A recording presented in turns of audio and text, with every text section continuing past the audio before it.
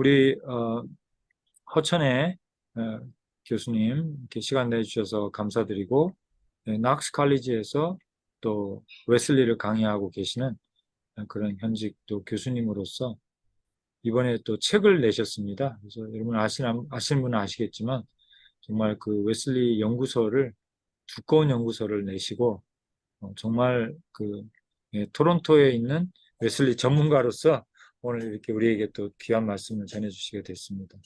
자, 그러면 우리 시작할 때 우리 가은택 목사님 한번 기도해 주실까요? 우리 유승대 목사님은 뭔가 또 저기 안 좋으셔서 다시 나가신 것 같습니다. 한번 기도 부탁드립니다. 네, 기도하겠습니다. 사랑이 많으신 하나님 감사합니다. 귀한 시간들을 우리에게 허락하시고 또 좋은 시간에 좋은 강사님 모시고 웨슬리 신학 세미나를 열게 하시니 감사합니다. 하나님 오늘 강의하시는 허천의 교수님에게 큰 은혜 주시고 또 우리 듣는 우리 모두에게 큰 은혜 주셔서 아주 유익한 시간, 복된 시간 될 수 있도록 인도해 주시옵소서. 예수님 이름으로 기도드립니다. 아멘. 아멘. 네, 감사합니다. 그러면 박수로 우리 강사님 초대하겠습니다.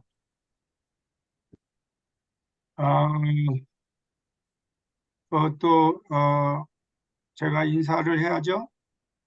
네, 간단하게 인사만 주시죠. 예, 사실 우리 스승님 소천하시고 깊은 또 애도를 나름 그저 멀리서 소리가 들리지 않는 상태에서 그냥 애도를 표현합니다.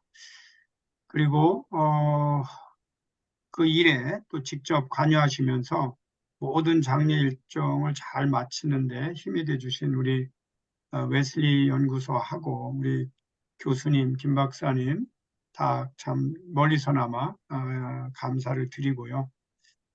그리고 바로 그 주간에 이렇게 또 발표를 하게 됐습니다. 그래서 좀 마음이 이제 뭐 어떻게 보면은 후학들이 이제 당연히 해야 될 일을 하는 거고 또 스승님 먼저 이제 큰 일을 이루셨는데 충분히 다 하지 못한 또 송구스러운 마음도 가지고 또 이렇게 여러분 앞에 발표를 하게 됐습니다. 또한 기회를 주셔서 감사하고요. 그동안에 제가 여러분들 미팅 하는 거를 다 알면서도 오늘 뭐 늘 일정이 다른 일정도 늘 많다 보니까 함께 하지 못하고 그저 여기에 너무 귀한 자료들이 늘 쌓여 있어서 제가 또 참고할 수 있어서 감사를 드리고요. 또 여기 그동안에 뵀던 분들도 계시고 또 새로 뵙는 분도 계신데 그저 두루두루 그냥 인사를 일일이 다 못 전하고 인사를 전합니다. 반갑고 감사드립니다. 어떻게 제가 바로 페이퍼 발표로 들어가나요? 네, 그렇게 하시죠. 예. 그러면 제가 이제 여기 페이퍼에 제가 읽다 보니까 이제 여러분에게 보낸 거 이게 이제 한 달도 더 됐죠. 그러나 어렵지는 않았어요. 왜냐하면 이거 제가 거의 미리 이제 써놨던 내용들이라. 그러나 양이 참 많아요. 그래서 거의 30페이지나 되는데 이거 과연 얼마나 할 수 있을지는 모르겠지만 핵심은 아주 간단한 내용이에요. 그 핵심을 말하는데 이 많은 이제 내용들이 필요한데 뭐 어떻게 보면 뭐 읽어가면서 하고 그리고 이제 나중에 뭐 또 할 수 있는 만큼 하도록 그렇게 하겠습니다. 오늘날까지 웨슬리의 생애와 신학에 대한 연구가 많이 축적이 된 거 사실이고 이제 그의 신학에 대해서 더 이상 뭐 알 필요가 있나 또는 또 알아야 될 것이 있나 느껴지는 시대에 제가 웨슬리의 독서와 저술이해라는 책을 지난번에 이제 요 웨슬리의 요 생애와 신학 요게 이제 초판에 많은 오자들도 참 많고 제가 원하는 게 안 돼서 이제 재판이 나왔어요. 그래서 재판이 많이 개선이 됐지만 여전히 그리고 조금 제가 좀 고치고 이래서 이제 940페이지가 됐습니다만 그 책을 쓰고 나니까 또 알아야 될 게 너무 절실해서 제가 이제 이 웨슬리의 독서와 저술이라는 요게 이제 760페이지로 됐는데 이 책을 완성하고 나니까 굉장히 에, 마음이 좋았고 이제 이 내용은 뭐 아주 한마디로 표현하면 그동안에 웨슬리가 읽은 모든 책 그리고 웨슬리가 출판한 모든 책을 한 권 안에 모아주되 그 책을 왜 읽었고 언제 읽었는가. 또 하나는 그 책에 대해서 웨슬리는 어떠한 평가를 했는가. 이런 내용을 그 저널하고 일기, 그 다음에 편지, 그 다음에 이제 그분의 저술 속에 있는 제가 발견할 수 있는 건 다 하려고 노력을 했어요. 하나도 빠치지 않고.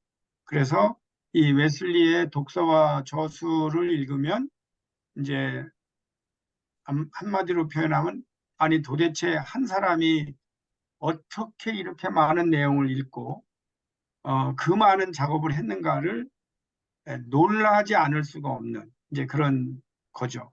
그래서 이 두 권이 앞으로 한국에서 나 뭐 웨슬리 신학을 하는데 이제 길라잡이의 역할을 할 수 있으면 하는 마음으로 나름 최선을 다해서 어, 너무 집중했다 할 정도로 집중해서 이제 책을 냈습니다.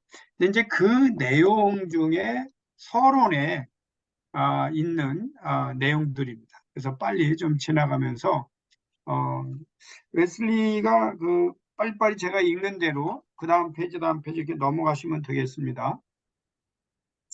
여기에 보면 뭐 1,400명의 저자들, 1,400, 그 다음에 3,000권 이상, 그 다음에 이제 30대 초반에 약 500여 권 읽은 거, 그 다음에 마음의 할례라는 설교에 보면 자기가 45년 동안 5, 600권 읽었다 이렇게 밝히긴 해요.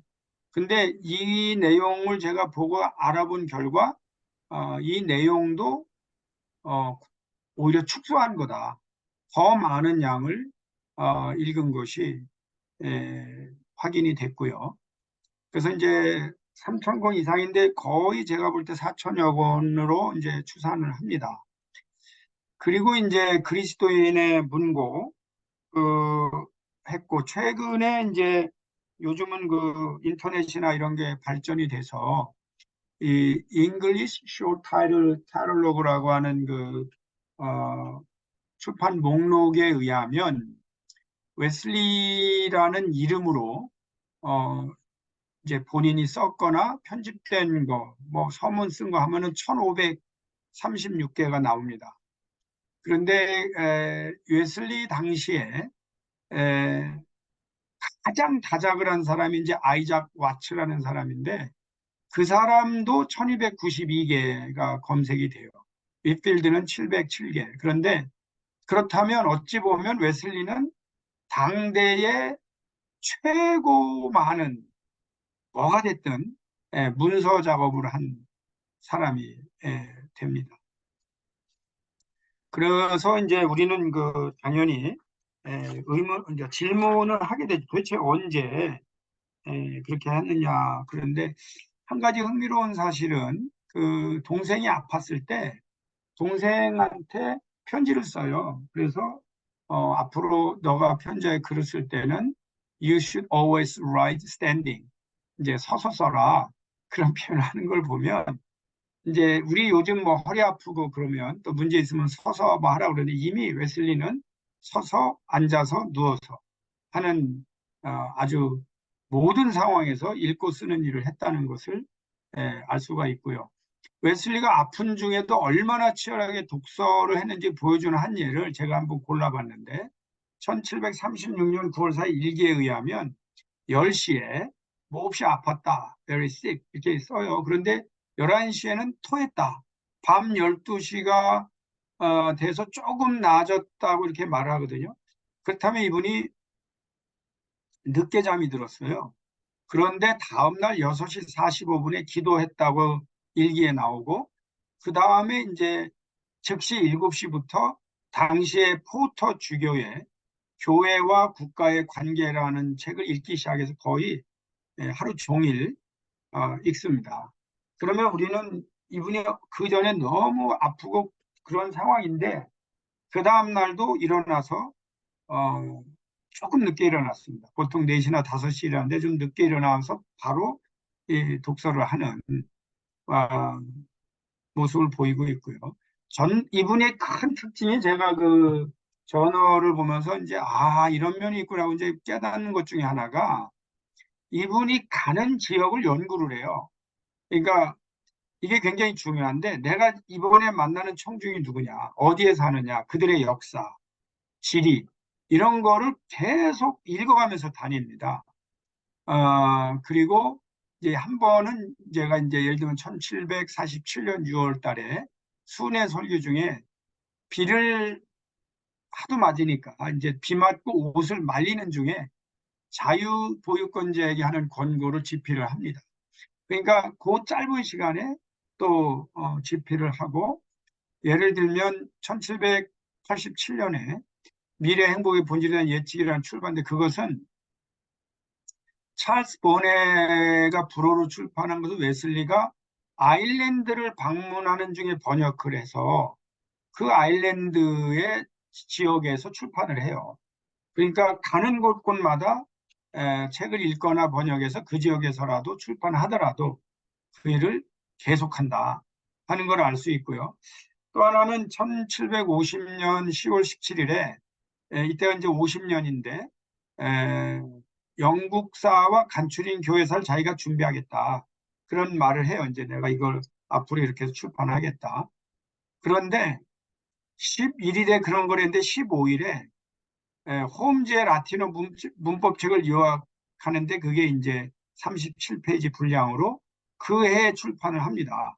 그런데 나중에 제가 역사를 보면 간추린 로마사 요거는 그때 계획한 것에 비해서 그러니까 23년 후 전사권으로 23년 후에 그 다음에 전사권으로 간추린 영국사가 1776년에 그렇다면 웨슬리는 순간적으로 읽고 쓰면서 출판할 뿐만 아니라 25년쯤 후에나 출판하게 될 일들을 이미 계획하고 평소에 그 작업은 또 별도로 계속 해나가고 있었다 하는 것을 알 수가 있고요.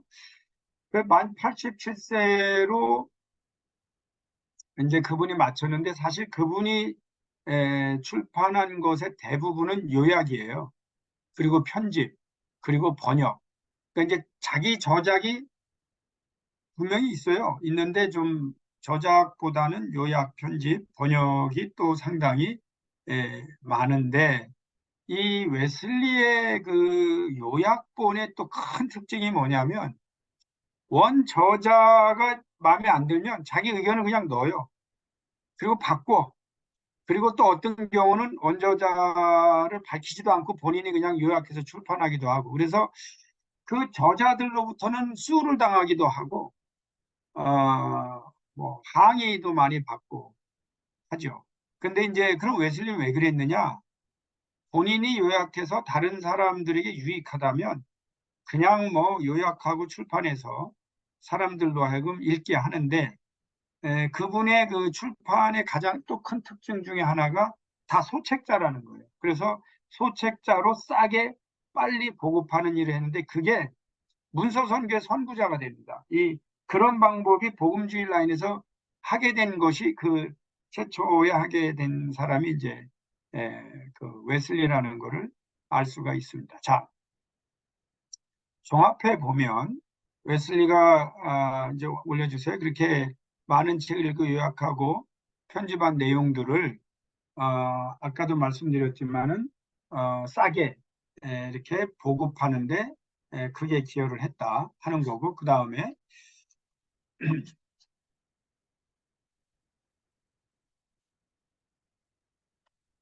내가 이제 웨슬리의 이 생애신학 쓰고 나서 요 독서와 저술 예를 이제 쓰게 된 거는 알게 됐는데 더 깊이 알아야 되겠다 이제 그런 게 있었는데 오히려 이 작업을 하면서 웨슬리의 신학을 더 깊게 그러니까 이런 생각을 왜 하게 됐는가 하는 이제 근원들을 알게 되죠. 예를 들면 데이빗 휴움 같은 경우는 어, 웨슬리의 동시대의 철학자인데 이분은 아주 극단적인 회의주의자입니다. 휴메의 이제 저서들을 보면 어떻게 보면은 사람이 의심할 수 있잖아요. 그러니까 이제 의심하는데 신에 대한 존재도 의심을 해요. 신이 존재하는가. 그런데 어디까지 의심하냐면 의심하고 있는 나까지 의심해요. 그래서 이 휴음은 거의 또 모든 게 의심을 통해서 그러니까 스캡틱하다는 거죠. 회의한다는 거죠. 회의주의자인데 근데 이 부분에 대해서는 웨슬리가 분명히 동의하지를 않죠. 그래서 흉과 같은 사람이다 이렇게 이제 부정적으로 표현할 때 사용하는데 그러면은 왜 웨슬리는 흉을 읽었느냐? 또 어떤 면에서는 왜 흉과 같이 에, 회의주의자, 회의하는 사람들에게 웨슬리는 어떤 대답을 하려고 했느냐까지 알게 되는.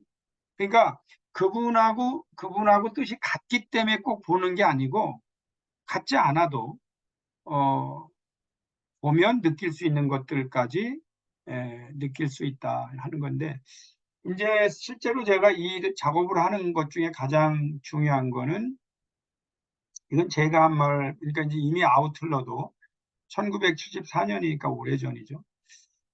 그때의 이 웨슬리안 학자들 가운데 있는 반지성주의, 이제 안티 인텔렉츄얼리즘을 지적을 했는데, 저도 웨슬리안 전통 안에서 오래 지냈어요. 지나면서 힘든 게 뭐냐면 어, 특히 한국은 이제 성령주의가 들어오면서 반지성주의적인 웨슬리 그리고 이게 신학을 하는데도 굉장한 장애가 됩니다.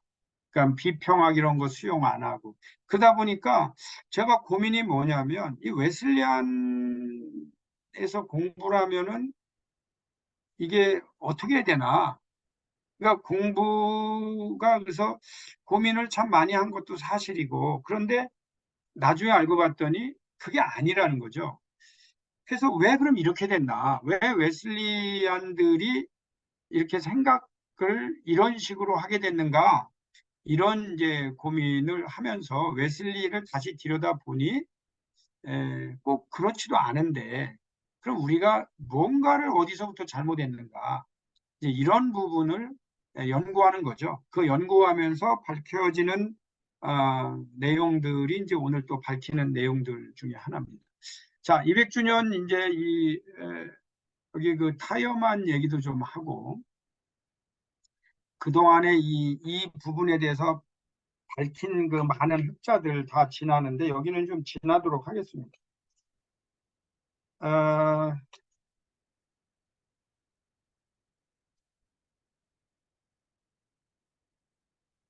어, 여기 보면은 그 제2권의 7장 이제 7페이지 맨 위에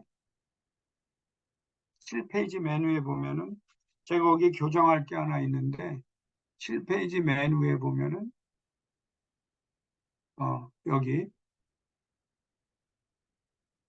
여기 보면은 그, 그 스패너를 제가 스펜서라고 잘못 썼어요. 그래서 요거 영어는 맞게 썼는데 스패너인데 스펜서라고 잘못 썼는데 이게 교정이 돼야 되고 근데 그 이 독서 자료들을 보면 뭐 이 그 온바 보시어스라는 사람이 보니까 그쪽 중간으로 내려보시면 내려보세요. 이 온바 보시어스라는 사람이 미시간 대학의 박사학위 논문으로 제출했던 논문이 하나 있어요. 그게 이제 책의 사람 존 웨슬리, 18세기 웨슬리의 독서에 대한 연구를 보니까 이분도 웨슬리가 지금까지 읽었던 자료들을 많이 총망라해서 이렇게 정리를 했더라고요. 그래서 제가 이 책에 도움도 많이 얻었는데 여기에 보면은 이제 원제목이 웨슬리가 좀 잘못 다룬 원제목이 있거나 컨퓨전, 혼란을 일으킨 내용들이 이제 교정되지 않은 채 이렇게 그대로 그냥 인용된 거를 제가 다 교정을 했고요. 또 저자에 대해서는 제대로 밝히지 않은 부분들도 제가 다 찾아서 저자도 다시 밝히는 그런 작업을 했습니다. 그 다음에 이제 출판 자료가 보면 리차드 그린이 웨슬리 형제의 출판 목록이라는 거를 아주 잘 정리를 했어요. 그런데 흥미로운 것은 독서 목록이 따로 나왔고 출판 목록이 좀 따로 나왔는데 저는 그거를 한꺼번에 모아서 독서와 출판이라고 이제 모아놓는 작업을 했는데 최근에 이제 그 프랭크 베이커라고 웨슬리 아주 역사가이면서도 영국의 국교회와 웨슬리와의 관계에 대해서는 가장 전문가인데 또 이분이 이제 곧 나올 겁니다. 이 200주년 총서에 그 내용은 존과 찰스 웨슬리의 출판물에 대한 서술적이고 분석적인 도서 목록 이게 아마 웨슬리 총서 33이나 34권으로 나오지 않을까 이렇게 예측은 되는데 뭐 좀 다를 수도 있겠죠. 근데 이제 이게 나오기 전에 제가 이 작업을 또 어떻게 보니까 하게 됐어요. 그런데 이 결론적으로 쭉 살펴보니까 이제 10페이지에 보면 지나가면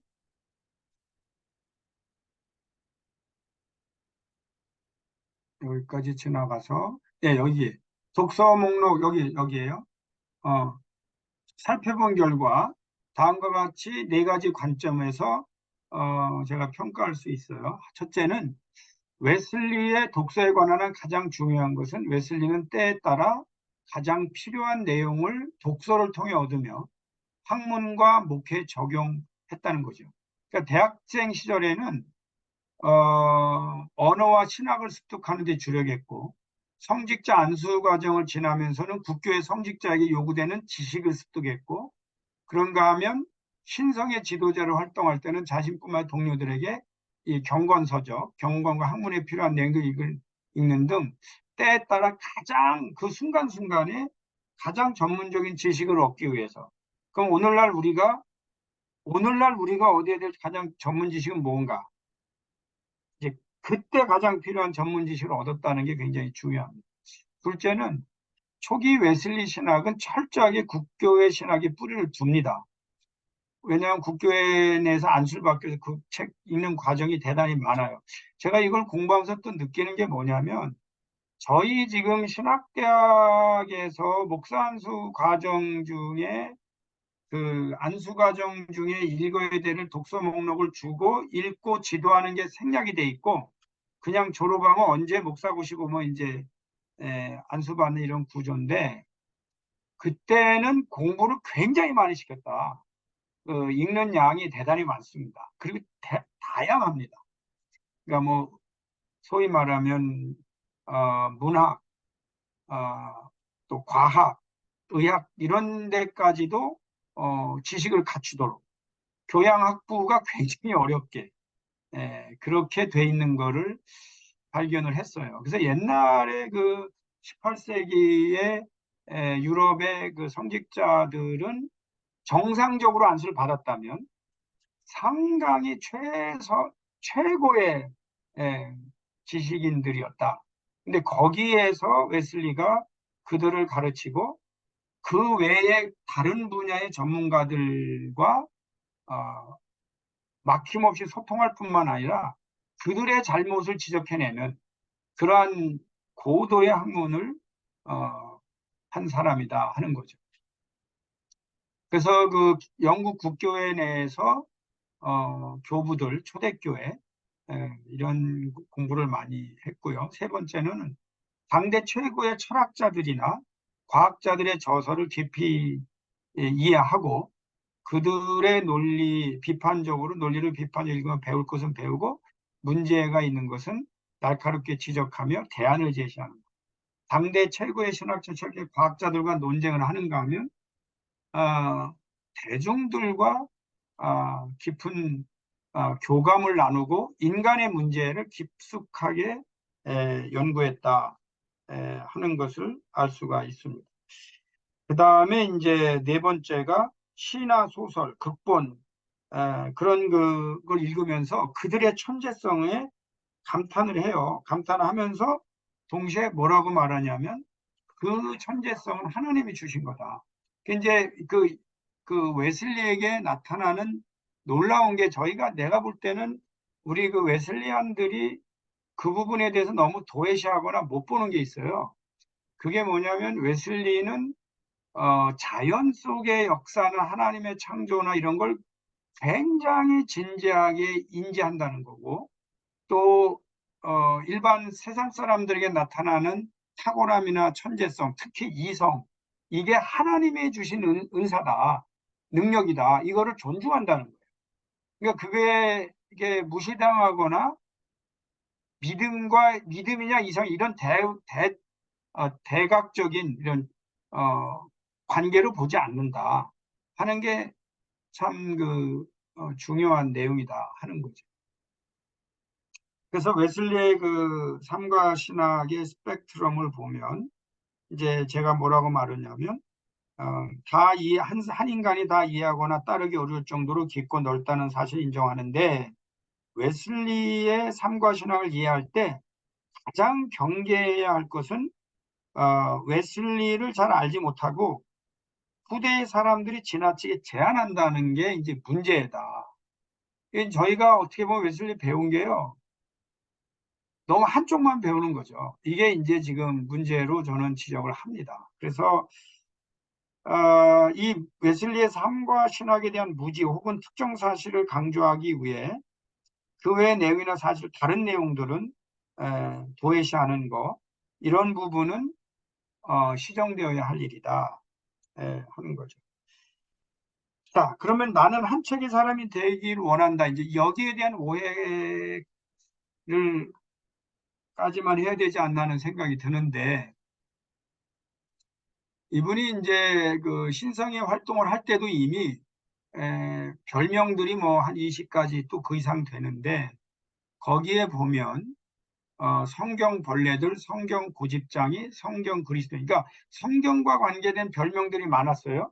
그 얘기는 이 사람들이 얼마나 철저히 성경을 중시하느냐. 이제 우리는 이게 많이 강조된 건 맞아요. 그래서 웨슬리 또한 그리스도인의 완전에 대한 평이한 해설에서 1729년부터 나는 성경을 읽는 것에 그치지 않고 공부하기 시작했는데 성경만이 유일한 진리이며 순수한 종교의 표준이기 때문이다. 그리고 나서 이제 저희가 잘 알고 있듯이 1746년에 여러 상황을 위한 설교집을 썼는데 이때 이제 그분이 서문에 쓰는 내용을 보면 거기에 나는 한 책의 사람이 되게 한다. 여기에 내가 정말 알기를 원하는 것은 하나님의 나라에 이르는 길, 그러니까 the way to heaven, 그 길을 한 책에 하나님이 써놓으셨다. 그 책에 모든 필요한 지식이 들어있다. 나는 한 책의 사람, 이제 이게 호모 우니우스 리브리, 나는 한 책의 사람이 되기 원한다. 그렇게 이제 썼단 말이죠. 이제 여기에서 이 한 책의 사람이 결국은 성경이니까 저희가 성경의 사람이다. 여기까지는 일반적인 접근이에요. 그 뭐 성경 가장 중요하고 성경을 잘 봐야 되는 건 맞는데 이 웨슬리가 이제 그 성경을 어떻게 보면은 보고 이해하기 위해서 얼마나 많은 책을 읽었느냐까지 못 본다는 거죠. 이게 이제 제가 오늘 말하는 오해와 진실이라는 이제 타이틀인데 그래서 근데 이 한 책의 내가 이제 한 책의 사람이라는 표현도 웨슬리가 독창적으로 한 얘기는 아니에요. 이미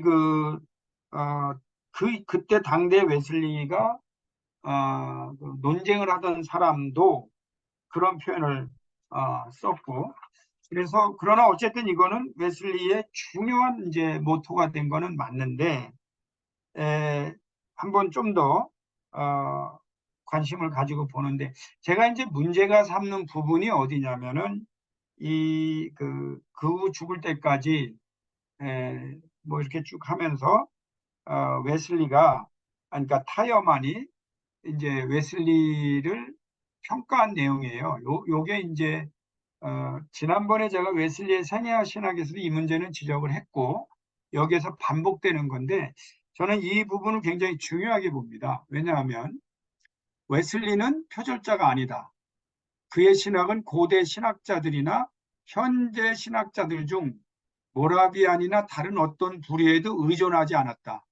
피터 벨러 및 몇몇 신학자들은 믿음으로만 말미암는 구원론과 같은 오래된 큰 주제들을 제시하겠지만 웨슬리는 그런 것들을 받아들이기 전에 신학의 근원지인 하나님의 책, 즉 성서로부터 그의 신조를 추론해냈다. 모든 신학생들은 그를 본받아야 할 것이다. 이게 이제 그 타이어만의 결론이란 말이죠. 그런데 이제 여기서 타이어만이 웨슬리는 표절자가 아니라고 선언한 것은 웨슬리가 당시에 표절자라는 비판을 받은 것에 대해 대신하여 변호한 것처럼 들립니다. 그런데 웨슬리 신학은 어떤 특정 신학으로부터 배우기 전에 먼저 철저하게 성경에 근거한 것이다.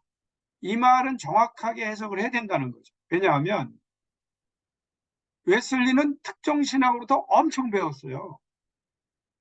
그러니까 이런 식으로 표현해 놓으면 마치 웨슬리 신학만 하면 되는구나. 또는 뭐 특정 신학 영향 안 받아도 훌륭한 신학을 할 수 있을 것이다. 이런 판단을 해버린다는 게 그런데 모든 신학생들이 그를 본받아야 된다. 이게 이제 두 가지 문제를 제가 지적하는 첫째는 마치 성경과 신학이 다른 것처럼 제시하면서 신학이 없는 성경 이해가 가능한 것처럼 말한 것인데 그러한 관점은 성경에 대한 편협한 이해를 야기시킨다는 문제를 갖습니다. 둘째는 웨슬리는 분명 국교회 신학과 종교개혁 신학 전통으로도 많은 영향을 받았음에도 불구하고 마치 웨슬리만의 독자적인 신학을 전개한 것처럼 묘사함으로써 웨슬리의 생애와 신학을 다양한 신학 전통으로부터 단절시키는 결과를 가져올 수 있다는 것입니다. 그 또한 웨슬리 신학을 단순화시키는 결과를 가져올 수 있기 때문에 실제로는 웨슬리 신학의 이해와 발전을 저해할 수 있다는 문제가 제기가 됩니다. 사실 이제 웨슬리는 성장을 하면서 그 공부한 얘기는 여기서 다 이제 지나도록 하겠고요.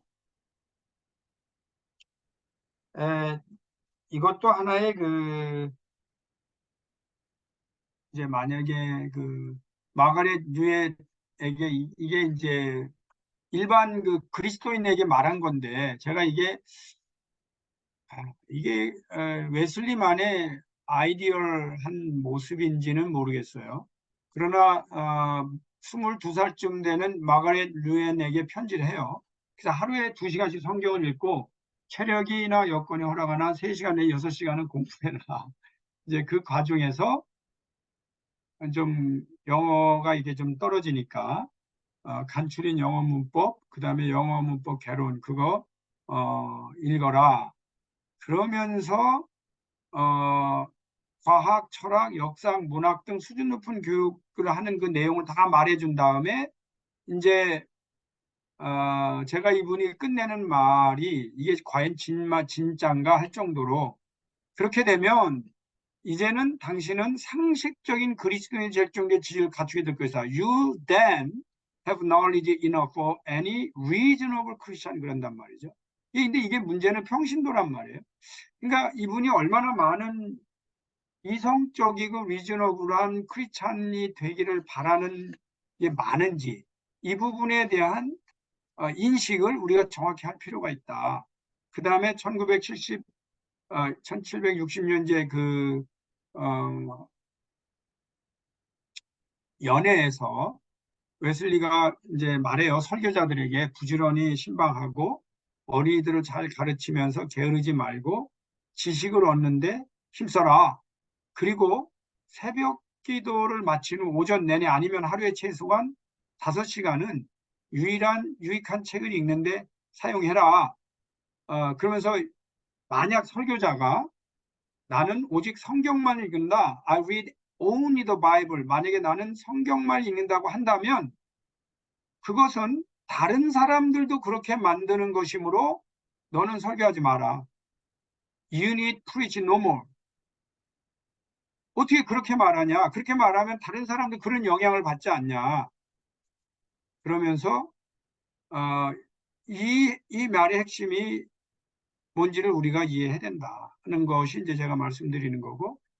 그러나 뭐 웨슬리가 그러므로 영혼 구원 말고 지식으로 그건 아니에요. 영혼 구원을 위해서 그렇게 하라는 그거를 분명히 했다는 것도 제가 밝힙니다.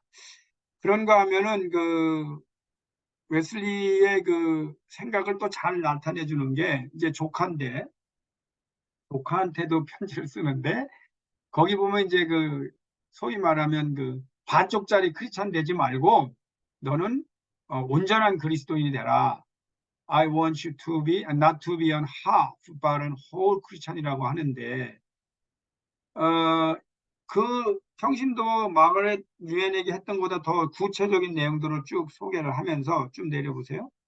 이제 편지 첫머리에 아니 좀 위에지 이제 위에 조금만 올려. 첫머리에 보면 우리의 조물주는 우리가 지식을 파괴해서는 안 되고 계속 추구하도록 설계한 것이 분명하다는 거예요. 이게 당시 웨슬리 생각을 아주 잘 대변해주고 있는 표현입니다. 웨슬리는 경건을 추구한다는 명목으로 지식을 경시하거나 파괴하는 것이 얼마나 우매한 일인지, 얼마나 하나님의 뜻에 거역하는 일인지 분명히 하고 있습니다. 그리고 특히 웨슬리 이제 말년이죠. 그때 동역자는 이분이 특히 웨슬리 말을 잘 안 듣는 동역자였어요. 자기 마음대로 하는 사람이야. 근데 그 조지 홀더에게 편지를 하면서 독서를 하지 않고 영적으로 성장한다고 하는 것은 불가능하다. 그렇게 표현하면서 말이 많이 알면 그만큼 사람들을 많이 이해하는 것이다. 이것도 굉장히 중요한 표현이라고 저는 봅니다.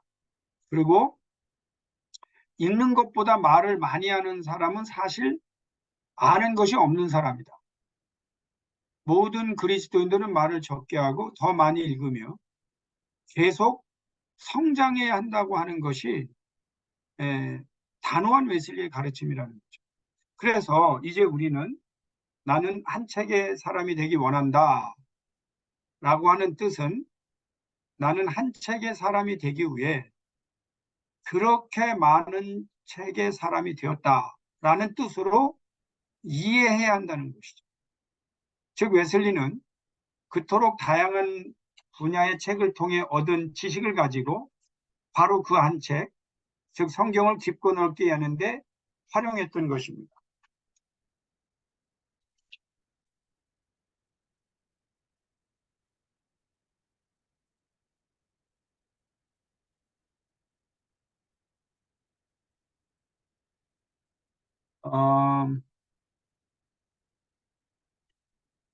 그리고 웨슬리는 다양한 사람들을 만나고 경험하면서 그의 이성이 확장되어 갔습니다. 그들과 소통하며 그들의 생각과 언어로 복음을 전할 때 그들은 공감했고 설득을 당했습니다. 제가 여기에서 이 뒷부분에 나오는 내용인데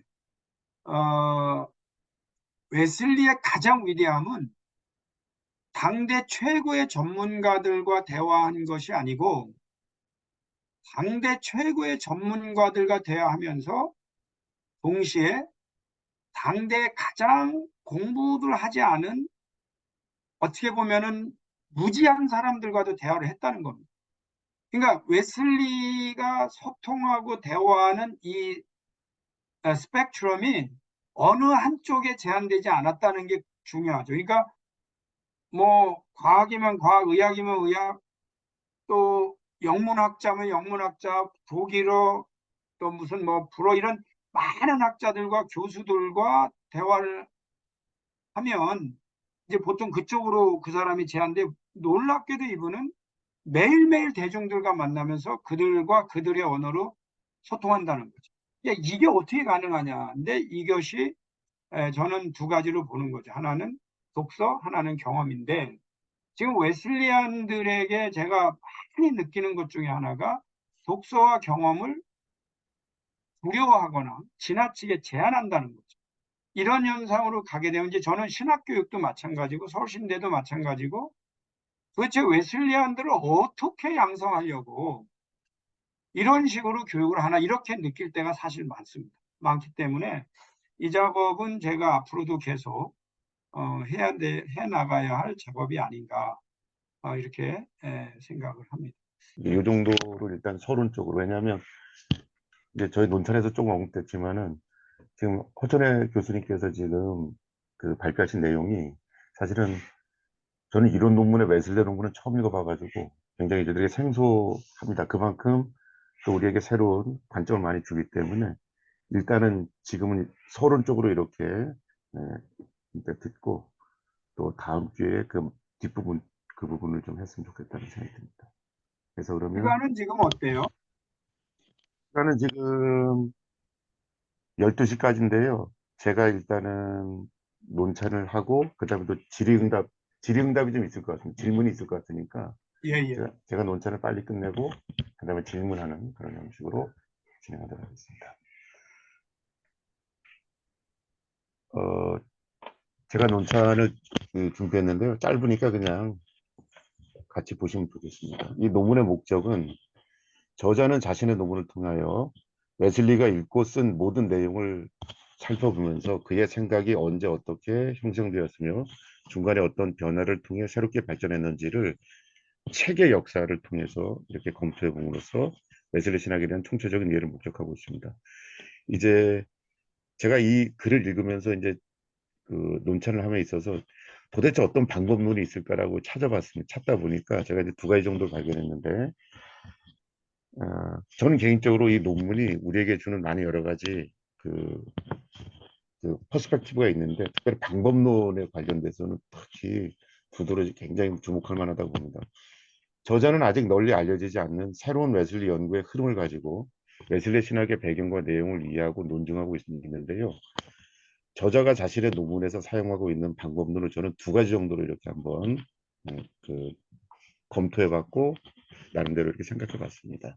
이 두 가지가 서로 교차 대조하면서 사용되고 있다라고 저는 그렇게 생각하는데, 첫째로 웨슬리 신학을 다 넘어서서 그냥 보통 일반 역사에 있어서 특별히 그 역사 중에서 문화사, 그 다음에 지성사 이런 그 연구 방법론 중에서 이 책의 역사, 그 책을 통해서 문화사와 지성사를 다시 재구성하는 그런 흐름들이 굉장히 중요한 그런 그 역사 연구 방법 중 하나로 이렇게 그 대두되기 시작했습니다. 특별히 두루 대학의 조나단 로즈라고 하는 분 같은 케이스, 그 펜실베니아 대학 나오셨는데 그쪽 동네에서는 어떤 책의 흐름 내지는 책을 통한 어떤 역사의 재구성 이런 흐름들의 역사 이해가 있었다라고 합니다. 그래서 조금 말씀드리면 이제 예를 들어서 이제 저희 나라 같은 경우에 기독교의 전파를 살펴본다면은 보통 뭐 장로교, 감리교, 성교교 이렇게 교파별로 나눌 수 있고 신학별로 나눌 수 있지만 사실은 지성사나 문화사적인 책의 역사를 통해서 보면은 장로교나 감리교나 뭐 다 관계없이 모든 기독교인들은 뭐냐면요. 그 잔 번연이 쓴 철로역정 이게 거의 뭐냐면 신학이나 붕의 텍스트가 돼버렸잖아요. 잔 번연은 침례교 목사입니다. 그리고 철로역정은 그가 그 구금되었을 때 쓴 그런 어떤 책인데, 그러니까 이 책을 통해 가지고 한국 기독교의 신학이나 신앙의 형성이 있어서 이 책의 흐름이 굉장한 영향을 미쳤다고 해가지고 어떤 그 책을 통한 어떤 신앙의 구현 내지는 신앙의 형성, 신앙의 색깔 이런 것들을 이렇게 연구하는 그런 그 학자를 제가 본 적이 있습니다. 그러니까 이런 식으로 그 책의 역사라고 하는 것이 단지 그냥 그 비블리오그래피나 아니면 이건 제가 경계한다라고 이렇게 허천의 박사님께서 겸손하게 표현했지만 사실 이거 자체가 웨슬리 신학을 구축하는 굉장히 중요한 또 새로운 신학 방법론이다. 저를 이렇게 넓게 봤습니다. 첫째로. 그래서 이제 여기 보시면 그 연구 방법론 중에 책의 역사 혹은 독서의 역사를 통해서 문화사와 지성사의 흐름을 명확하게 밝히는 연구 방법론을 이제 거시적인 측면에서 이 논문에 도입을 하고 적용했다라고 저는 평가를 하고요. 웨슬리가 탐독한 책을 규명하고 저술한 책을 분석하여 웨슬리의 신학 사유의 흐름과 변곡점을 찾아내서 해석하는 방식으로 논문을 이제 전개해 나갔다고 봅니다. 저자는 웨슬리의 사상에 영향을 주었던 책의 목록뿐만이 아니라 웨슬리 신학과 사유 형성에 있어서 영양사적 관계를 명징하게 밝혀줌으로써 웨슬리 신학이 지니고 있는 이성적이고 지성적인 토대의 배후를 명확하게 드러내주고 있다라고 하는 이런 어떤 그 새로운 역사학의 어떤 책의 역사라고 하는 이 새로운 방법론을 넓은 의미에 적용했고요. 둘째로는 전 이런 거 봤습니다. 웨슬리안 사변형에 보시면 다 아시죠, 그죠? 성서 전통, 이성 경험인데 여기서 보시면 이제 대부분의 웨슬리 학자들은 성서 중심적으로 웨슬리안 사변형을 적용합니다. 켄 콜리스 같은 경우가 뭐냐면 성서적 구원 뭐 이런 이해죠. 이제 대부분 이제 이렇게 굉장히 성서를 중심에 놓고서 해석을 하는 분도 계셨고 전통을 중심으로 이제 해석하는 분이 등장했는데 이런 부분들은 소위 라디칼 오소독시라고 하는 어거스틴과 아퀴나스적 관점과 이제 그 웨슬리의 신학 흐름을 이렇게 분석해내는 그런 흐름들도 최근에 이제 등장했습니다. 그 다음에 이제 경험을 강조하는 이제 파리코스타나 이런 쪽에서 웨슬리를 이해할 때는 어떤 경험적인 측면에서 웨슬리 신학을 쭉 분석하는 부분도 있습니다. 최근에는 아까 호천의 박사님이 언급했듯이 창조라는 측면에서의 어떤 그 관점으로 웨슬리 신학을 이제 해석하는 그래서 오변형이다라고 주장하는 그런 분도 이제 등장했고요.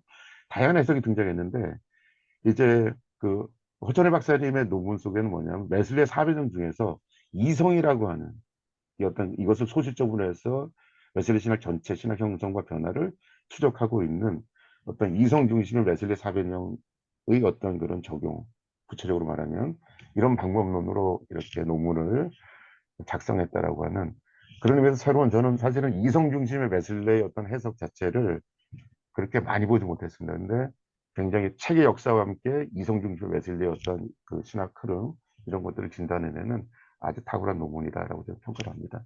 이러한 그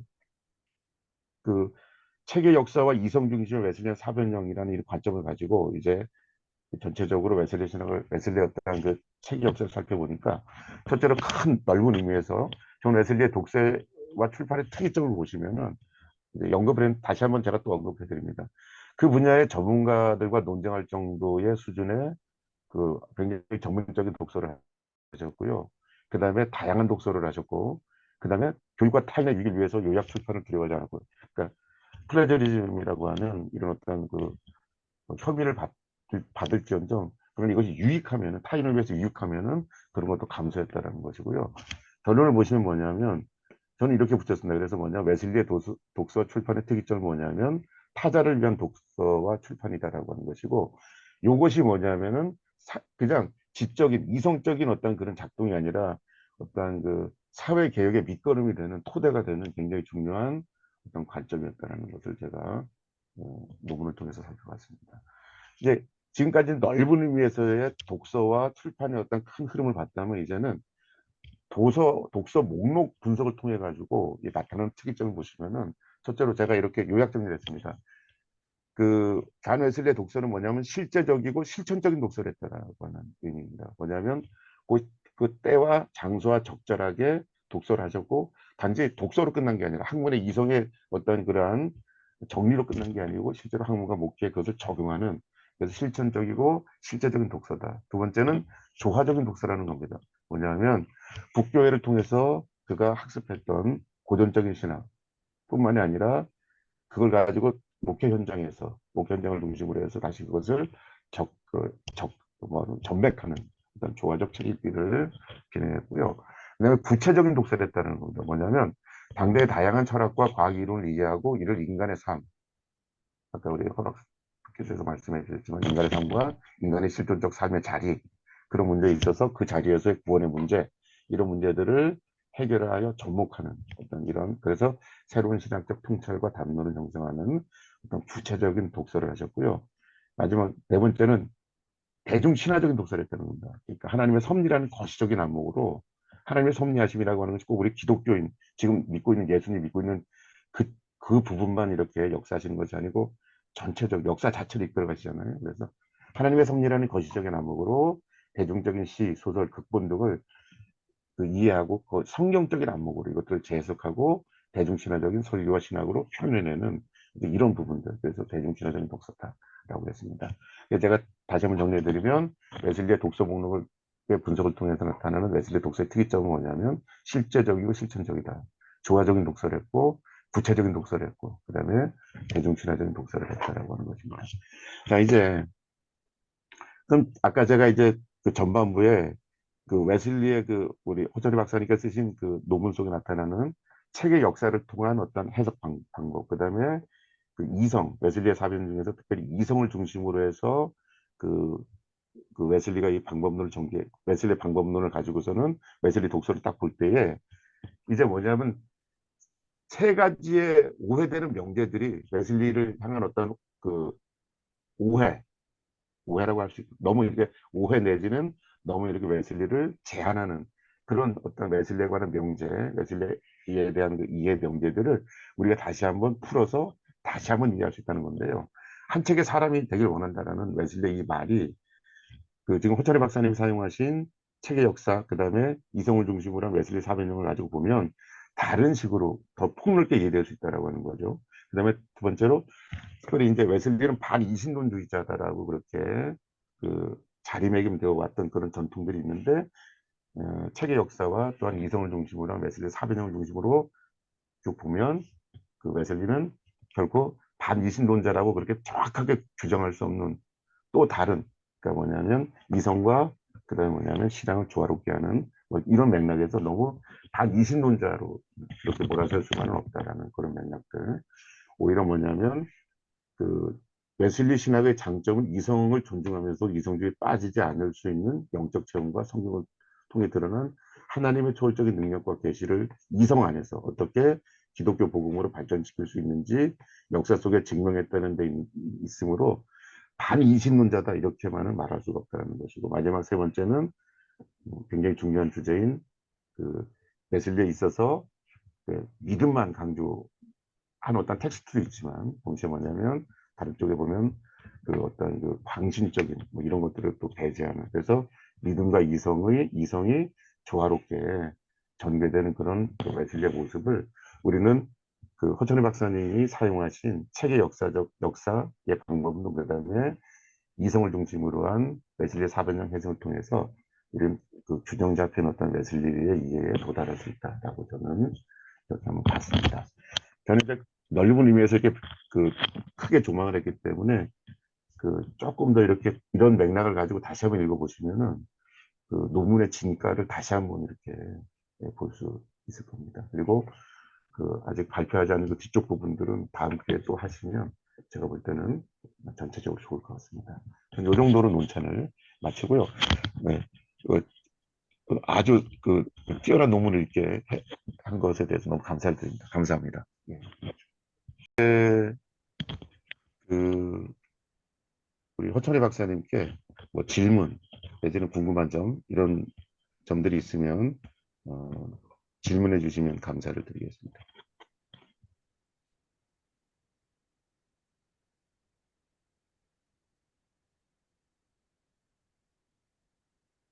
호 박사님, 혹시 그곳은 시간이 어떻게 되는지요? 네, 저도 아까 바빠서, 네, 어, 조금 더 여기 상황을 소개를 못 드렸는데, 네, 제가 이제 수요 예배를 9시까지 마치고 네. 부지런히 와서, 여기가 그러니까 수요일 날 밤입니다. 네, 그래서 부지런히 와서 이제, 여기서 9시 반부터, 그러니까 이제 지금 여기 현지 시간은 10시 반을 지나고 있어요. 예, 그래서 거기는 오전부터 이렇게 공부하시기가 저는 오히려 밤이니까 홀가분한데 오전부터 이렇게 공부하시기가 쉽지 않으실 텐데 네. 여러분들이 대단하시다는 생각이 듭니다. 필요하실 텐데 이렇게 귀한 말씀 전해주셔서 너무 감사하고요. 어, 이게 결론을 이제 허 박사님께서 정확히 이렇게 규명을 100%다 안 해주셨지만은 너무너무 참 은혜가 되는 내용들입니다. 특별히 이 성결 복음을 전할 때 그 제 아내로부터 아주 많이 듣는 거룩한 잔소리가 있어요. 이게 바로 뭐냐면 물론 이제 저는 어디 가서 성결의 복음에 대해서 설교할 때 그분들은 아마 처음 듣는 분들도 있고 그렇겠죠. 근데 제 아내는 뭐 수백 번 이렇게 들으니까 그런 말을 하는데 목사님 좀 공부를 좀 하시라고 그 설교 허대를 하지 말고 예화라든가 또는 거기에 관계된 그런 것들을 좀 잘 이렇게 해서 근데 제 마음속에는 이런 그 반항이 생기는 거예요. 당신은 따라다니면서 계속 들으니까 또 새로운 거를 자꾸 이렇게 하라 그러지만은 나는 당신을 위한 것이 아니라 그 교회 성도들을 위해서 지금 설교하고 있으니까 좀 양해를 해달라고 하는데 많이 생각하니까 제 처의 말이 맞는 것 같아요. 정말 여기 참 웨슬리 목사님이 또 우리 허 박사님이 정리하신 것처럼 한 책의 사람이 되기 위해 그렇게 많은 책의 사람이 되었다. 그저 아멘입니다. 그래서 반성하고 실천하겠습니다. 감사합니다.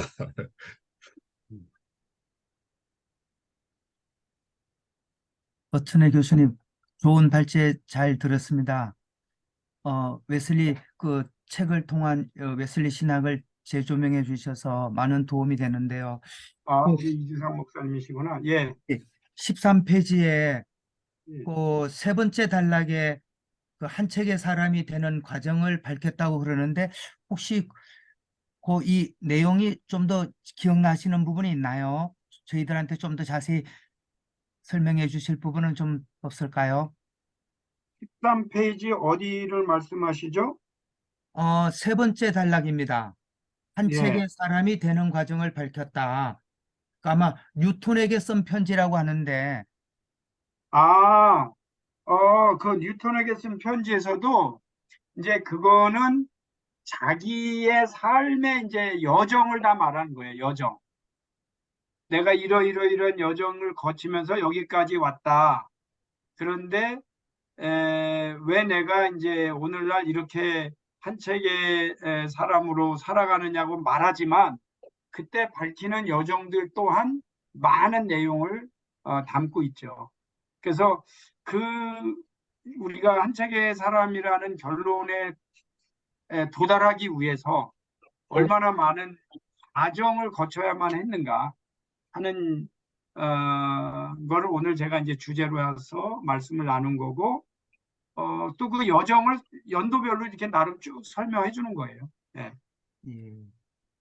그리고 교수님, 그 한 책의 사람이라는 게 저는 그 다른 책들을 공부 안 했다는 얘기가 아니라 많은 책 중에 최고의 권위를 성서에 두었다는 의미로 이해했는데 그렇게 이해하면 잘못 오해하는 걸까요?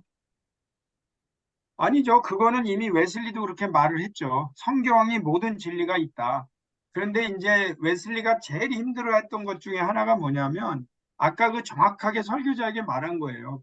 그러므로 나는 성경만 본다. 그렇게 말을 내면 설교하지 말아라. 그게 이제 그때 당시에 그 설교자들이 웨슬리는 예를 들면 캠브리지나 옥스퍼드보다도 나는 더 퀄리티 있게 가르친다는 자부심을 가지고 있었어요. 그러니까 오히려 옥스퍼드나 캠브리지 나온 사람들보다도 나한테 교육받은 사람이 더 많은 내용을 공부할 거다. 그렇게 자부심을 가지고 많은 내용을 가르치려고 노력을 했어요. 그러니까 이제 저는 그런 부분을 어, 반드시 알아야 된다. 그런 차원이죠. 네. 예. 예, 하나만 더 말씀드리고 마치겠습니다. 20페이지에 보면 그 두 번째 단락에 나는 아직 구원하는 믿음의 본질에 대해서 알지 못했다고 그렇게 에, 고백하고 있는데 예. 웨슬리 신학자들도 후기 고백을 통해서 올드스케이트 체험 이전에도 나는 하나님 자녀였다고 하는 웨슬리의 어떤 고백을 통해서 이 올드스케이트를 다르게 정의하는데 단어의 이 글에 보면 올드스케이트 이전에는 본인이 믿음의 본질 칭의를 얻지 못했다는 그런 고백 같은데요. 예. 교수님은 어떻게 보세요? 그게 참 흥미로운 건데요. 이게 참 말하는 게 쉽지가 않습니다. 이게 왜 그러냐면, 저희가 지금 이제 모라비안들과의 관계에서 웨슬리가 모라비안들의 영향을 받았죠. 많이 받았어요.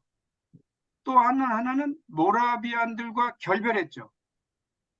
예. 결별했어요. 그러면은 무슨 영향을 받았고 왜 결별했는가를 알아야 되잖아요. 그래야 웨슬리 신학의 정체성은 뭔지를 알잖아요. 예. 그런데 웨슬리 신학의 관점에서 보면 얼더스케이트 체험은 웨슬리는 칭의의 관점으로 봐요. 그리고 모라비안들은 컨버전의 관점으로 봐요. 그런데 흥미로운 것은 한국의 웨슬리안들은 아주 많이 모라비안적 관점에서 컨버전으로 본단 말이에요. 그러니까 웨슬리가 부정한 사실을 나는 그걸 컨버전으로 보지 않아요. 웨슬리는 그걸 컨버전으로 보지 않아요. 오히려 칭의로 봐요. 그런데 예를 들면 서울신대는 더군다나 그 기간을 성화제라고 이름을 붙여갖고 마치 그게 성화 사건인 것처럼 말한다고. 그걸 성화제라고 이름을 붙였다고요. 근데 저는 성화제라는 이름이 틀렸다는 입장이거든. 그러나 뭐 성화제로 가는 거지. 그거 이제 와서 뭐 바꿀 수는 없지만 그렇게 보면 이미 웨슬리 신에게 된 오해를 전제하고 들어간다는 문제가 생겨요. 그럼 네. 교수님께서는 칭의와 컨버전이 어떤 분리되어 있는 그렇죠. 그렇게 그러니까 저는 어떻게 보냐면 컨버전은 두 가지 종류가 있어요. 하나는 타종교에서 기독교를 믿을 때 컨버전이죠. 그게 컨버전이죠. 그런 관점으로 보면 웨슬리가 기독교를 안 믿다가 그게 믿었다는 컨버전으로 볼 수 없다는 거죠. 그러면 신학적으로 볼 때는 칭의가 더 중요한데 컨버전은 웨슬리가 그때가 이미 언제냐면 홀리클러 신성회를 다 마친 다음이란 말이죠. 그러면 신성회 때 활동을 보고 그가 컨버전이 안 일어났다고 누가 말할 수 있어요? 그러니까 컨버전이 그러면 다른 컨버전이 뭐냐면 저가 예수 믿고 몇 번의 컨버전을 경험하죠. 예수 믿고 이제 그러니까 대단한 그래서 저는 그거를 믿음의 도약 또는 특별한 신비 체험이라고 표현을 합니다. 그런데 그래서 컨버전이라는 용어를 정의하지 않고 사용하면은 좀 문제가 있다는 게 제 입장이고 그렇다면은 신학적으로는 그때는 저는 오히려 약간은 theological conversion이라는 단어를 허용을 해요. 그게 이제 신학적으로는 완전히 종교개혁 신학의 justification by faith로 돌아가는 결정적 계기가 돼요. 그런 의미에서는 오히려 신학적인 컨버전이 더 옳은 그러나 크리스찬으로서 안 믿다가 마치 그때부터 믿었다든지 그때부터 완전히 그분이 나는 그전에 크리스찬이 아니다 아닌 건 아니야. 그럼 왜 나는 크리스찬이 아니라고 말했냐면 죄와의 싸움에서 계속 지던 모습이 이제는 죄와의 싸움에서 이길 수 있다고 믿게 된 순간이라는 거죠. 그래서 그거를 우리 믿는 사람 다 똑같거든요. 우리 목사들도 이미 컨버전하고 목사가 돼서 설교하지만 죄와의 싸움에서 우리가 자주 지다가 이제 은혜 받고 이제는 내가 더 이상은 거기에 지지 않는다고 말하는 차원인데 그것조차도 웨슬리는 일주일 만에 다시 죄의 위협을 느끼면서 우울하게 되고 아직도 내가 아니라는 걸 깨닫게 되죠. 그래서 이 컨버지라는 단어를 너무 웨슬리의 삶과 신학에 지나치게 결정적인 것으로 적용하는 것은 주의할 필요가 있다고 하는 것이 이제 제가 말씀드리는 내용입니다. 예, 교수님 감사합니다. 근데 교수님 말씀을 제가 듣다 보니까 그렇다면 컨버전, 중생이 칭의보다 앞섰다는 얘기가 되는데 이것은 웨슬리의 구원의 순서에 의하면 잘못된 관점이라고 좀 느껴지거든요. 중생이 칭의보다 앞섰다고요? 예, 컨버전이 앞에 있었다면 칭의 올드 스케이트 이전에 컨버전이 있었다면 중생이 앞서고 칭의가 나중에 따라오는 이상한 구조가 되거든요. 웨슬리 아니, 신학의 칭의가 그 문제로 웨슬리도 많이 질문을 받아요. 그래서 웨슬리는 이렇게 말해요. 세례 받을 때 이미 칭의가 이미 중생이 시작됐다고 말할 수 있다. 그러니까 그런데 웨슬리가 나중에 말하는 중생은 그것보다 더 강력한 성령의 역사를 통한 중생을 말하기는 해요.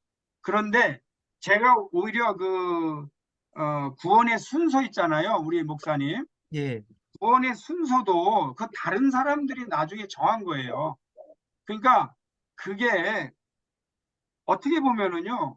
그 오더를 우리가 따를 필요가 없는 거예요. 왜냐하면 그러한 경향을 가진 거예요.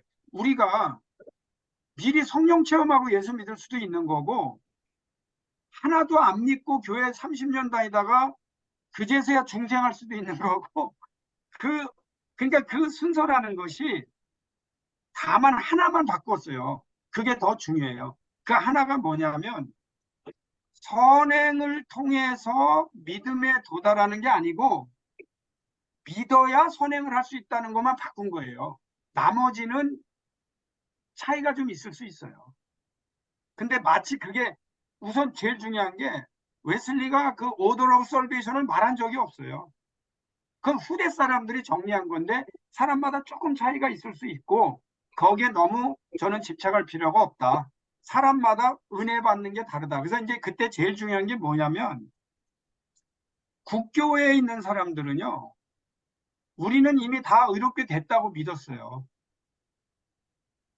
그러니까 칭의가 이루어졌다고 생각하는 사람들에게 웨슬리는 아니다라고 말한 게 더 중요한 거예요. 그러니까 아니 무슨 의미로 너희가 의로워졌는데 그랬더니 우리가 믿음으로 의로워졌대. 그랬더니 그 믿음이 이제 웨슬리가 보는 믿음이 아니라는 거죠.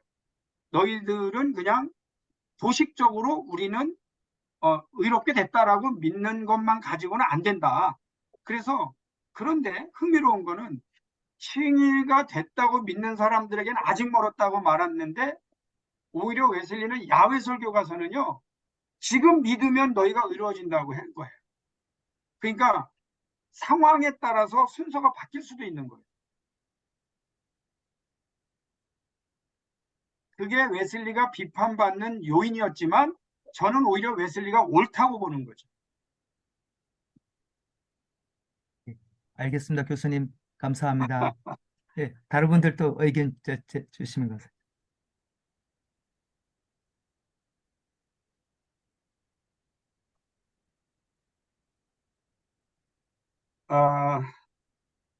어떻게 보면 어렵지도 않은 건데 예. 여기 오늘 우리 신학대학의 동아리 가운데에 한 책의 사람이라고 하는 동아리가 있어요. 그 동아리, 제가 예, 서울신대 갔을 때 그걸 봤어요. 예, 예. 그래서 저거를 어떻게 이해하고 있는지를 진짜 한번 근데 누군가가 이 개념을 좀 설명해 주면 좋겠어요. 그 회장이 지금 여기 들어와 있거든요. 흥미로우네.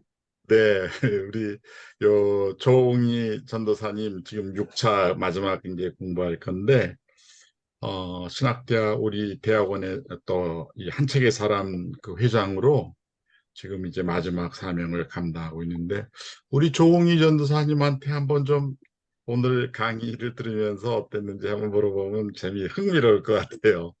한 책의 사람. 네, 안녕하세요. MDB 1 지금 6차 이제 올라가는 조웅희 전도사입니다.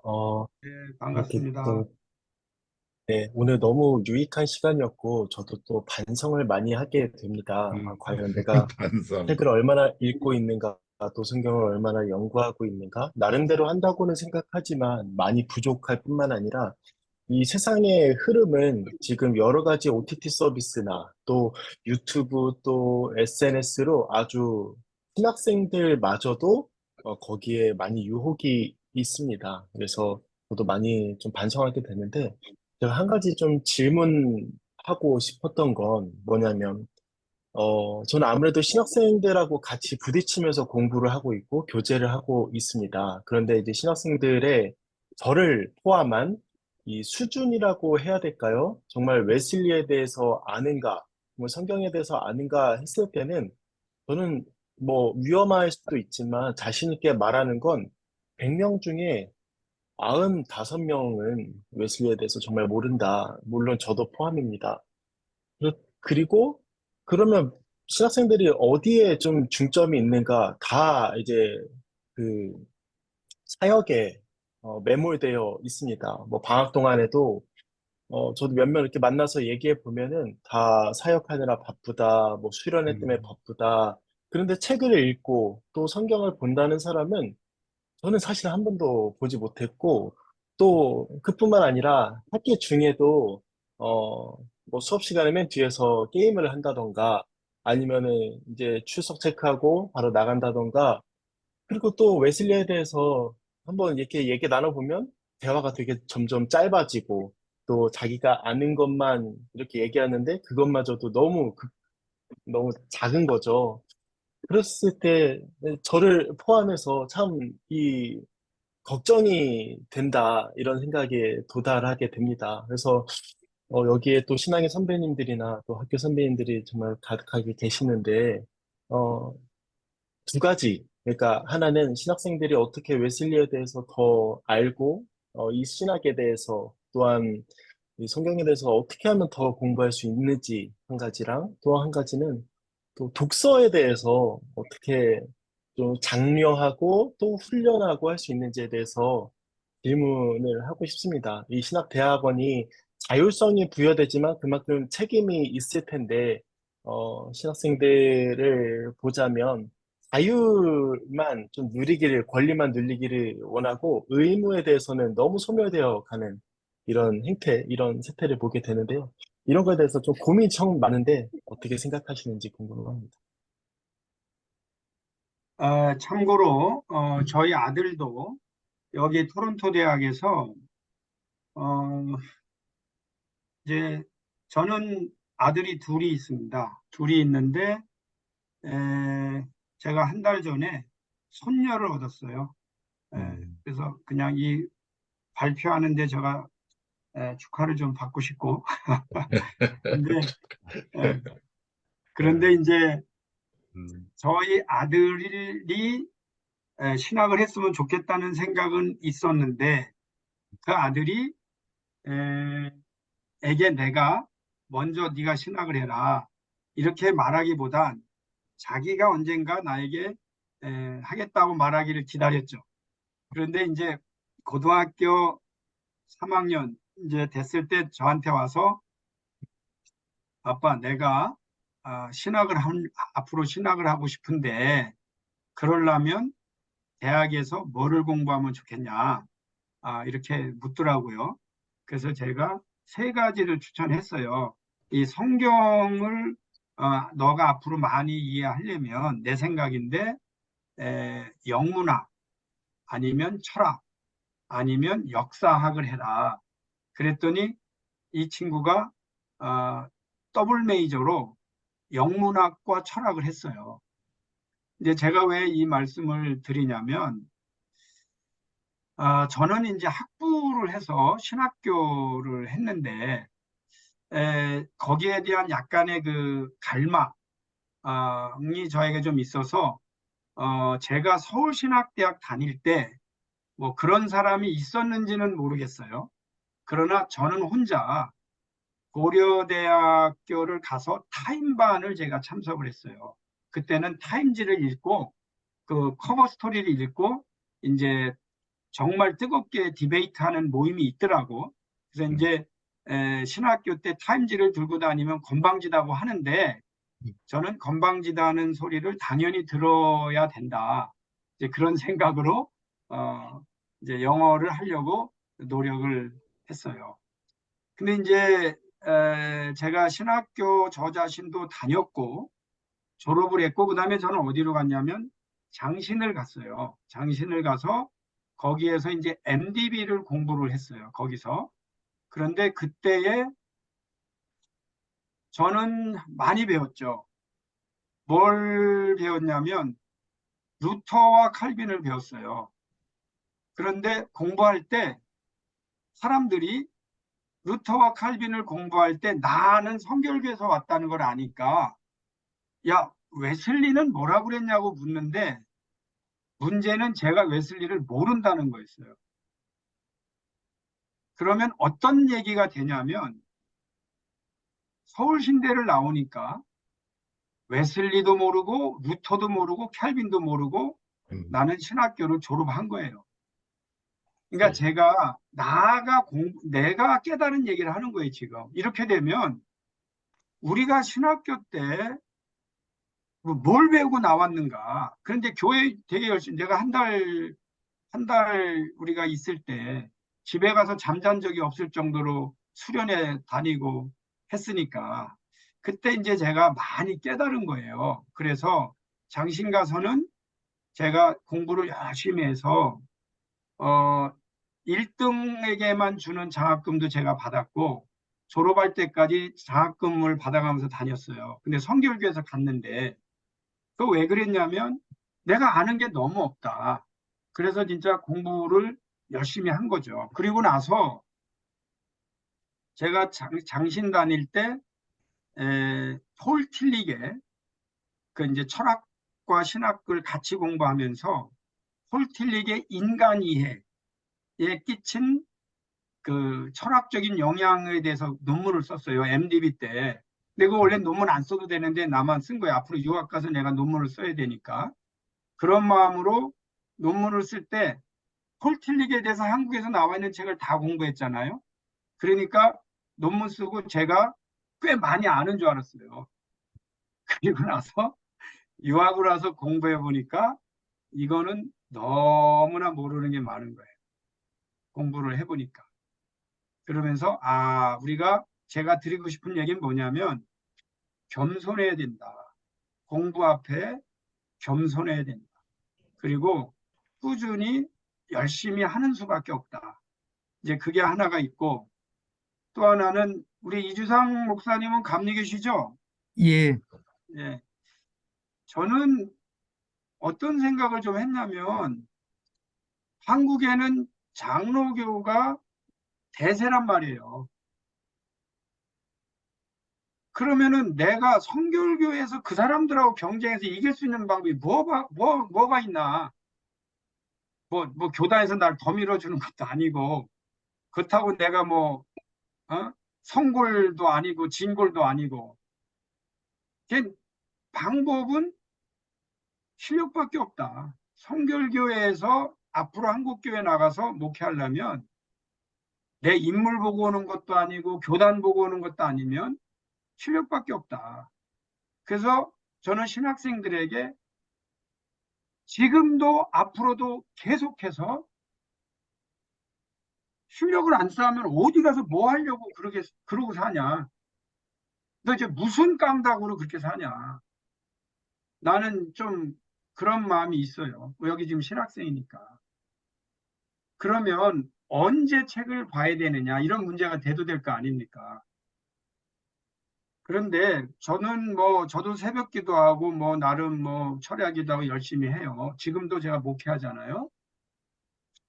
근데 지나 보니까 글쎄 여기 뭐 제 얘기는 너무 하는 것 같아요. 여기서 스탑 하겠는데 독서는 할 수 있는 한 다양하게 많이 하고 그리고 책을 읽는 거는 어, 정말 짬을 내서 1분이든 5분이든 10분이든 그래서 저는 뭐라고 말하냐면 저는 목회를 하고 있고 여기 대학에서 가르치고 책을 쓰고 뭐 하는데 저는 뭐라고 말하냐면 나의 도서관은 이 세계 그리고 길거리라고 그래요. 저는 아무 데서나 앉아서 책을 봐요. 그냥 아무 데서나 거기가 화장실이든 버스든 뭐 아무 데서나 1분이라도 남으면 그래서 제가 손에 책을 안 들고 다니는 적이 없어요. 그렇게 해서 그게 모아져서 1시간이 되고 2시간이 돼서 하루를 보내야지 우리가 지금 너무나 많은 시간을 낭비하면서 살고 있는 거죠. 그러니까 그런데 제가 청년들에게는 뭐라고 말하냐면 언제 공부하냐? 죄만 안 지면 공부할 시간 많다 그렇게 표현해요. 죄 짓는 시간에 우리는 시간과 에너지를 너무 많이 쓰죠. 그러니까 저는 신학교 때 죄도 많이 졌고 이런 말할 자격이 없어요. 우리 조 전도사님. 제가 조 전도사님보다 훨씬 못된 죄인이니까. 그래도 지나보고 나니까 그래도 열심히 해야 된다. 방법이 없다. 그리고 좋은 선생, 좋은 멘토들을 만나세요. 그래서 그분들로부터 잘 배우세요.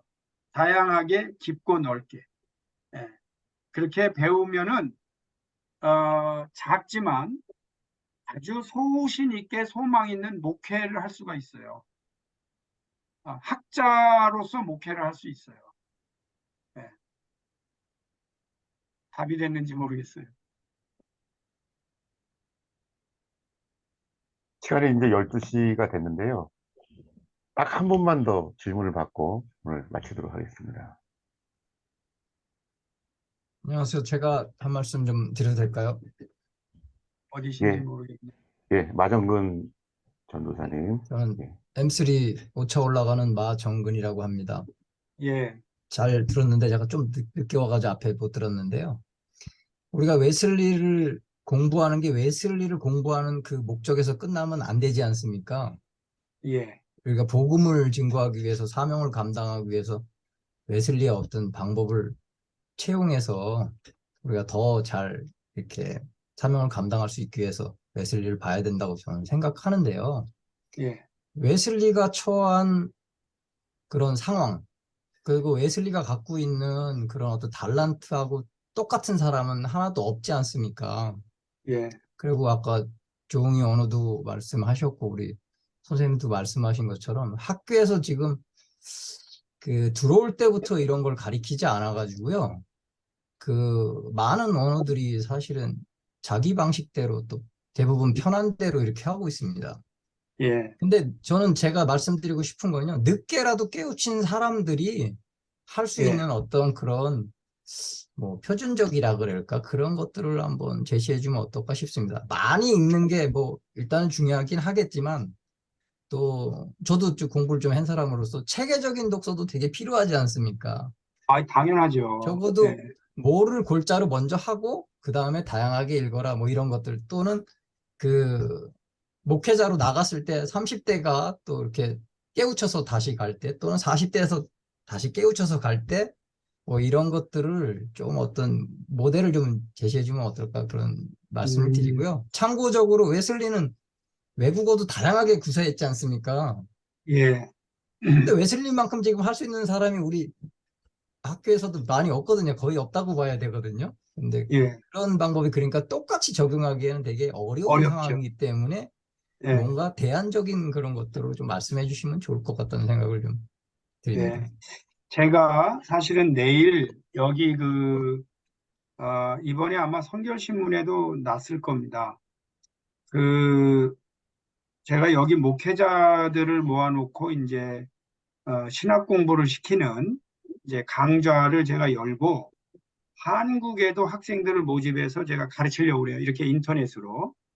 여러분들이 등록을 하면 나는 좋죠. 근데 한국반, 여기 캐나다반, 미국반을 모집을 해서, 근데 이제 제가 지금 우리 그 마목사님이시죠? 전도사입니다. 전도사님이시죠? 제가 이런 저 자신이 아까 같이 많이 좀 약간 그 누군가의 참, 제발 이걸 이렇게 좀 말해줬으면 얼마나 좋았을까. 그게 저한테 너무나 참 어려웠어요. 내가 공부할 때. 저는 그 조직신학을 했기 때문에 라틴어를 제가 중국까지 공부하면서 서울신대에서 한 사람도 라틴어 공부하라는 말해준 사람이 없어서 생고생을 하고, 제가 나중에 이제 예수 연구를 해야 돼서 아람어를 해야 되는데 아람어에 대해서 한 번도 언급한 적이 없기 때문에 제가 거기까지 못 나갔어요. 이제 이런 부분들이 학생들에게 학생 때 뭐를 어떻게 공부하라고 말해주는 게 참 중요하다. 근데 이제 제일 중요한 거는 여러분들이 배우는 이제 교수님하고 일단은 좋은 관계를 맺어서 퍼스널리 늘 여쭤보세요. 그런데 저는 뭘 강조하냐면 일단은 교과서를 잘 이해하라.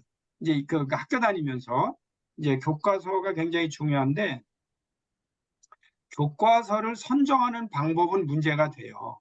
그러니까 교과서가 진짜 중요한데 저는 이제 아까 제가 말씀드린 편협하거나 제한된 관점으로 책을 보는 걸 다 제해버리고 그런 걸 교과서로 보면 문제가 되니까 그래서 제가 이제 그 리더 수업이라는 책을 한국에서 출판했고 리더십 분야에서는 베스트셀러였어요. 그러니까 기회 되면 그 리더 수업이라는 책을 보시면 거기에 제가 독서법을 써놓습니다.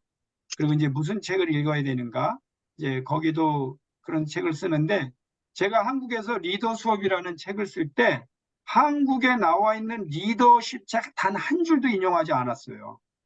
이유가 뭐냐면 한국에서 나온 리더십은요, 리더십이 아니고 리더가 안 되게 만드는 거야, 다.